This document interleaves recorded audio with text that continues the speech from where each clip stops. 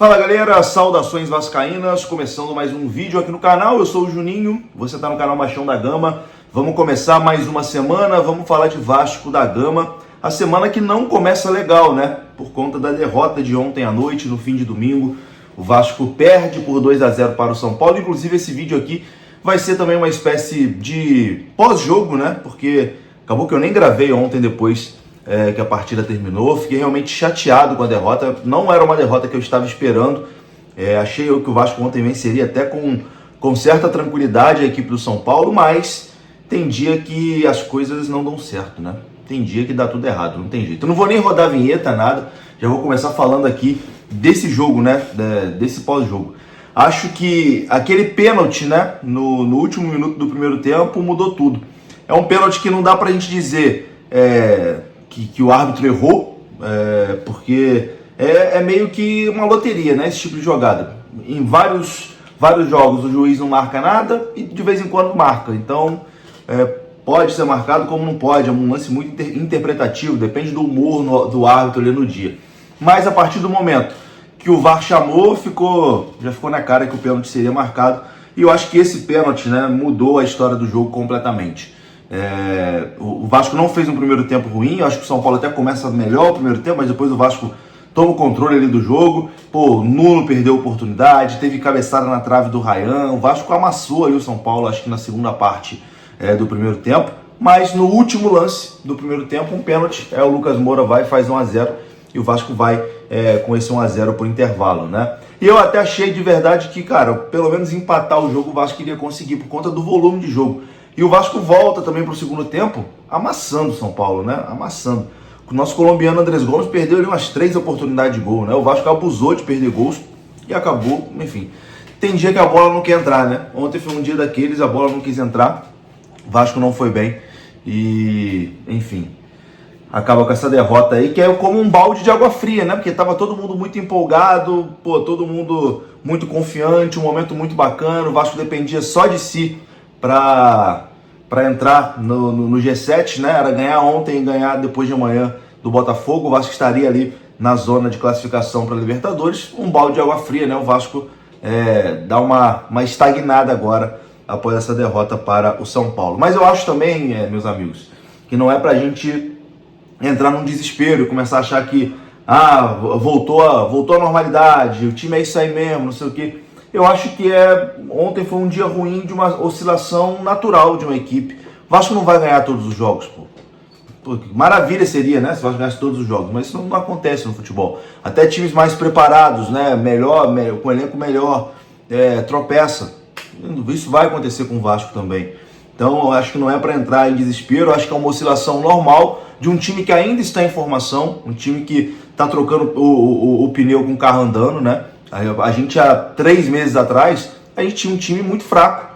O time se reforçou, hoje a gente tem um time competitivo, mas é natural oscilar, é natural às vezes um dia que as coisas não vão acontecer, vão dar errado. Então assim, eu acho que não é para entrar em desespero. Acho que essa vaga na Libertadores, via Campeonato Brasileiro, dificultou bastante depois da derrota de ontem, até porque agora a gente pega o Botafogo fora de casa, um jogo muito difícil também. Então acho que deu uma dificultada, mas, cara, Copa do Brasil a gente está vivo demais, né? Vivo demais na Copa do Brasil, a gente pode buscar essa vaga na Libertadores através da Copa do Brasil. Enfim, não deixar esse resultado abalar o bom momento do Vasco, né? O clima bom do Vasco, a sintonia entre time e torcida. Ainda tem muita coisa ainda nessa temporada pela frente, a gente ainda está na briga por coisas importantes. E é isso, ontem um dia que deu tudo errado, mas faz parte também. Bom, ontem tivemos em São Januário Carlo Ancelotti, né, o treinador da seleção brasileira. Esteve em São Januário para observar Coutinho, PH e Ryan. Acabou que não deu muito certo, né? Não deu muita sorte o Ancelotti, né? E até os observados também não fizeram assim uma grande partida. Acho que o PH fez uma partida bem abaixo, né, do que ele costuma fazer. Ontem não foi bem. O Ryan tentou, mas não foi o Ryan que a gente se acostumou a ver aí nos últimos jogos. O Coutinho um pouco apagado também. Acho que Ancelotti não deve ter gostado do que viu, né, ontem em São Januário. Mas hoje tem a convocação da seleção brasileira para os amistosos contra Senegal e Tunísia, os amistosos serão na Europa, né? Vão acontecer na Inglaterra e na França. E Coutinho e Paulo Henrique estão na pré-lista, né? Os dois estão na pré-lista, então os dois podem ser convocados. O que é a pré-lista? A CBF manda, né, para os clubes, ó, esse jogador aqui está na pré-lista, ele pode ser convocado, para o clube já ir se preparando. Então, Coutinho e Paulo Henrique estão na pré-lista de convocação. Pode ser, né, que Coutinho volte à seleção brasileira no dia de hoje. Teremos hoje a convocação de Carlo Ancelotti. Vamos aguardar, meus amigos, mas ontem a atuação deu uma desanimada, né? Se o Coutinho ontem joga pra caramba, acho que a expectativa hoje de uma convocação ia estar grande. Como ontem foi abaixo, vamos ver. Bom, vou falar sobre Ryan de novo. Agora, sobre renovação de contrato. A informação é do amigo Lucas Pedrosa. O Vasco vai fazer uma proposta para renovar com o Ryan por 5 anos. 5 temporadas de renovação para o Ryan. E nessa proposta o Vasco vai propor um salário a Ryan próximo a R$1 milhão.